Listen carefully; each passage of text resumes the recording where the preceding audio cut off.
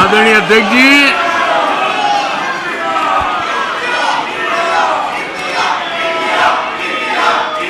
जरा हमारे डीएमके के भाई सुन ले, जरा कांग्रेस के लोग भी सुन ले। अध्यक्ष महोदय, यूपीए को लगता है कि देश के नाम का इस्तेमाल करके अपनी विश्वसनीयता बढ़ाई जा सकती है, लेकिन कांग्रेस के सहयोगी दल, कांग्रेस के अटूट साथी तमिलनाडु सरकार में एक मंत्री 2 दिन पहले ही ये कहा है, तमिलनाडु सरकार के एक मंत्री ने कहा है इंडिया उनके लिए कोई मायने नहीं रखता, इंडिया उनके लिए कोई मायने नहीं रखता। उनके मुताबिक तमिलनाडु तो भारत में है ही नहीं।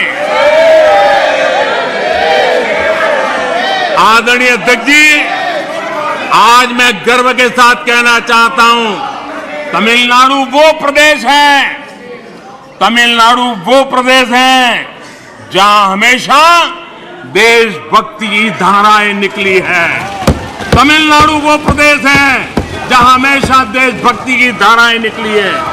जिस राज्य ने हमें राजा जी दिए, जिस राज्य ने हमें कामराज दिए, जिस राज्य ने हमें एमजीआर दिए, जिस राज्य ने हमें अब्दुल कलाम दिए, आज उस तमिलनाडु से स्वर सुनाई दे रहे हैं। आदरणीय अध्यक्ष जी, जब आपके अलायंस अंदर ही अंदर ऐसे लोग हो जो अपने देश के अस्तित्व को नकारते हो, तो आपकी गाड़ी कहां जाकर के रुकेगी? जरा आत्मचिंतन करने का मौका मिले और आत्मा बचाओ तो जरूर करिएगा। आदरणीय अध्यक्ष जी, आदरणीय अध्यक्ष जी,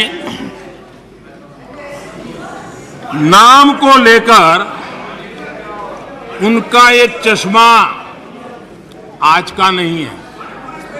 नाम को लेकर ये जो मोह है ना, वो उनका आज का नहीं है, ये दशकों पुराना चश्मा है। इन्हें लगता है कि नाम बदलकर देश पर राज कर लेंगे। गरीब को चारों तरफ उनका नाम तो नजर आता है, लेकिन उनका काम कहीं नजर नहीं आता। अस्पतालों में नाम उनके हैं, इलाज नहीं है।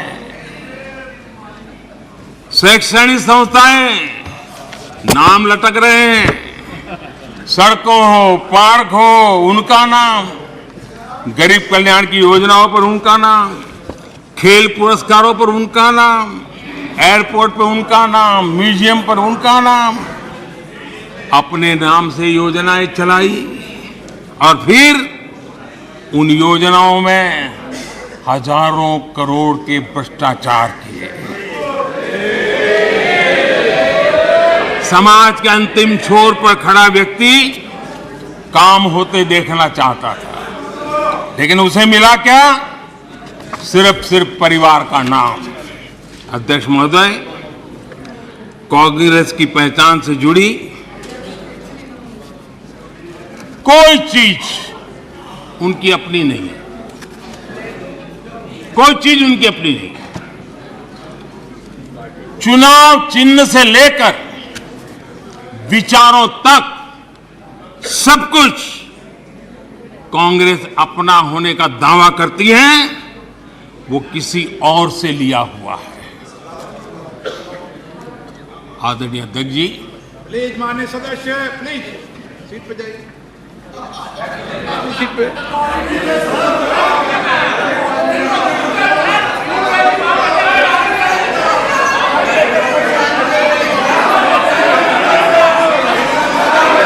अपनी कमियों को ढकने के लिए चुनाव चिन्ह और विचारों को भी चुरा लिया। फिर भी जो बदलाव हुए हैं उसमें पार्टी का घमंड ही दिखता है। ये भी दिखता है कि 2014 से वो किस तरह डिनायल के मोड में है। पार्टी के संस्थापक कौन? एओ ह्यूम एक विदेशी थे जिन्होंने पार्टी बनाई। आप जानते हैं 1920 में भारत के स्वतंत्रता संग्राम को एक नई ऊर्जा मिली। 1920 में एक नया ध्वज मिला और देश ने उस ध्वज को अपना लिया। तो रातों रात कांग्रेस ने उस ध्वज की ताकत देख करके उसे भी छीन लिया और प्रतीक को देखा कि ये गाड़ी चलाने के लिए ठीक रहेगा। 1920 से खेल चल रहा है और उनको लगा कि तिरंगा झंडा देखेंगे तो लोग देखेंगे उनकी बात हो रही है। ये उन्होंने खेल किया वोटरों को भुलाने के लिए। गांधी नाम भी हर बार वो भी चुरा लिया। कांग्रेस के चुनाव चिन्ह देखिए, 2 बैल, गाय बछड़ा और फिर हाथ का पंजा। ये सारे उनके कारनामे उनकी हर प्रकार की मनोवृत्ति का प्रतिबिंब करता है, उसको प्रकट करते हैं और ये साफ दिखाता है कि सब कुछ एक परिवार के हाथों में सब केंद्रित हो चुका है। आदरणीय अध्यक्ष जी, ये इंडिया गठबंधन नहीं है, ये इंडिया गठबंधन नहीं है, एक घमंडिया गठबंधन है। ये इंडिया गठबंधन नहीं है, घमंडिया गठबंधन है। और इसकी बारात में हर कोई दूल्हा बनना चाहता है, सबको प्रधानमंत्री बनना है।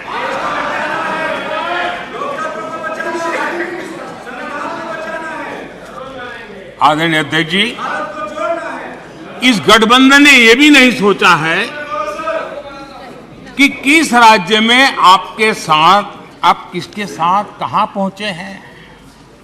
पश्चिम बंगाल में आप टीएमसी और कम्युनिस्ट पार्टी के खिलाफ है और दिल्ली में एक साथ है। और अधीर बाबू 1991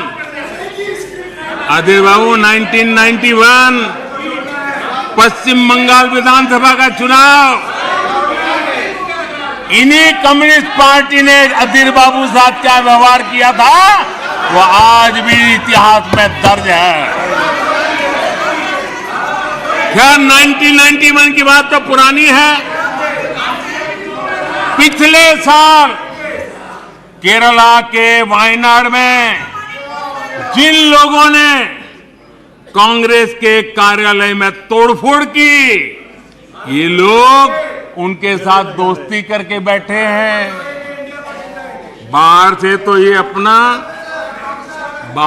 तो अपना लेबल बदल सकते हैं, लेकिन पुराने पापों का क्या होगा, यह पाप आपको लेके डूबेंगे।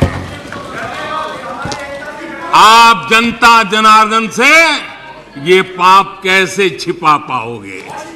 आप नहीं छिपा सकते हो। और इनको आज जो हालत, इसलिए मैं कहना चाहता हूं, अभी हालात ऐसे हैं, इसलिए हाथों में हाथ।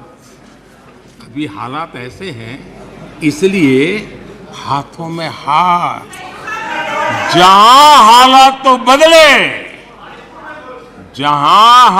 तो बदले, फिर छुरियां भी निकलेगी।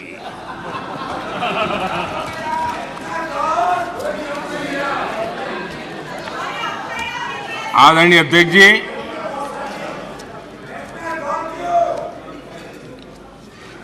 ये घमंडिया गठबंधन देश में परिवारवाद की राजनीति का सबसे बड़ा प्रतिबिंब है। देश के स्वाधीनता सेनानियों ने, हमारे संविधान निर्माताओं ने हमेशा परिवारवादी राजनीति का विरोध किया था। महात्मा गांधी, सरदार वल्लभ भाई पटेल, बाबा साहब आम्बेडकर, डॉक्टर राजेंद्र प्रसाद, मौलाना आजाद, गोपीनाथ बोरदोली, लोकनायक जयप्रकाश, डॉक्टर लोहिया, आप जितने भी नाम देखेंगे सबने परिवारवाद की खुलकर आलोचना की है, क्योंकि परिवारवाद का नुकसान देश के सामान्य नागरिक को उठाना पड़ता है। परिवारवाद सामान्य नागरिक के उसके हकों, उसके अधिकारों से वंचित है। इसलिए इन विभूतियों ने हमेशा इस देश पर बात जोर दिया था कि देश को परिवार, नाम और पैसे पर आधारित व्यवस्था से हटना ही होगा। लेकिन कांग्रेस को हमेशा ये बात पसंद नहीं आई। आदरणीय अध्यक्ष जी, हमने हमेशा परिवारवाद का विरोध करने वालों का हमने बराबर देखा है कि उसके प्रति उनकी कैसी नफरत की भावना है। कांग्रेस को परिवारवाद पसंद है, कांग्रेस को दरबारवाद पसंद है, जहां बड़े लोग, उनकी बेटे बेटियां भी बड़े पदों पर काबिज हो।